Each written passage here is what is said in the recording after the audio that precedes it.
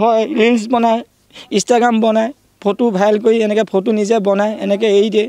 এৰি দিওঁতে এইবিলাক লিলিমা কৰি পেলাই মোৰ পোৱালিজনী লৈ গুচি গৈছে প্ৰায় 1.5 লাখ মান টকাও লৈ গৈছে সোণৰ গহনাও লৈ গৈছে চব লৈ গৈছে এনেকৈ চব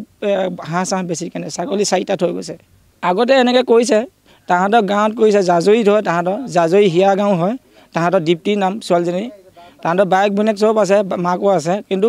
মোৰ চব আছে মই অকলশৰীয়া মই জেগালৈ আহিলোঁ অকলশৰীয়া জেগাত এনেকৈ কৰি থৈ তাহাঁতৰ মাকৰ ঘৰত কাম কৰিব যাওঁতে তাহাঁতে এইখিনি কৰিছে আগতে বিয়া পাতিছে 4 ঘৰত গৈছে মোৰ এতিয়া মোলৈ আহোঁতে 3টা হ'ল আকৌ এতিয়া যে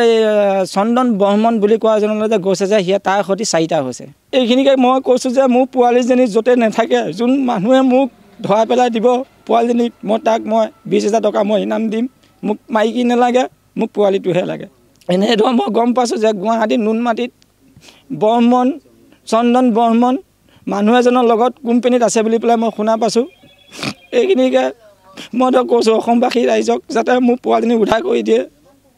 মই বহুত দুখত পৰি আছোঁ মই ভাত চাত খাব পৰা নাই মই